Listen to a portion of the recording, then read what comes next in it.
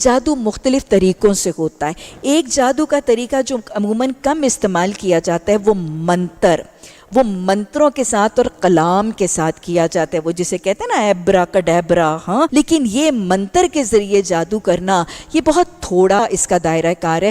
اصل اگر میں آپ کو کہوں 90% آف کہانت اور 90% آف جادوگری جو ہے وہ جنات کے قبضے سے کی جاتی ہے. پھر یہ جنات جو اس عامل کے قبضے میں ہوتے ہیں، اس کے ساتھ پھر وہ اپنی جادو کی دکان چمکانے کا کام کرتا ہے. آپ نے بہت دفعہ لوگوں کو جادو کے حوالے سے سنا ہوگا کہ یہ جنات جو ہیں اس کے ذریعے سے کچھ لوگوں کو پھر ڈرایا جاتا ہے. لوگ کہتے ہیں ہمارے گھروں میں آوازیں عجیب سی آتی ہیں، ہمارے گھروں میں چیزیں گر جاتی ہیں، گم ہو جاتی ہیں، خون کے چھینٹے، کچا گوشت، جانوروں کی سریاں، ایک مافوق الفطرت اور سپر نیچرل فینومنا، چلتے چلتے کسی کو پیچھے سے دھکے کا احساس ہوتا ہے. تو یہ سارے کا سارا کچھ وہ جنات کے ذریعے کرواتے ہیں.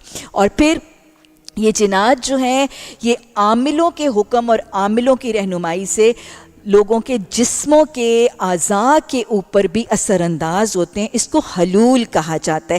ایک جن کا انسان کے جسم میں داخل ہو کر اس کے سسٹمز اور اس کے باڈی کے آرگنز کو انفلوئنس کر کے اپنے کنٹرول میں لے کر نقصان دہ اثرات مرتب کرنا، یہ جن کے لیے آسان نہیں ہوتا ہے. یہ جن کے لیے بذات خود ممکن نہیں ہوتا ہے. کوئی اکیلا جن خود سے خود کسی انسان کے اندر داخل ہو کے اس کے سسٹم کو کنٹرول کر کے نقصان نہیں دے سکتا. اس کام کے لیے اس کو اپنے عامل کی مدد کی ضرورت ہوتی ہے، اس کو اپنے عامل کی گائیڈنس کی ضرورت ہوتی ہے. اپنے عامل اور اپنے جادوگر مالک کی رہنمائی میں، گائیڈنس میں اور اس کی معاونت کے ساتھ ہی جن انسان کے جسم پر کنٹرول اور تسلط اختیار کر سکتا ہے.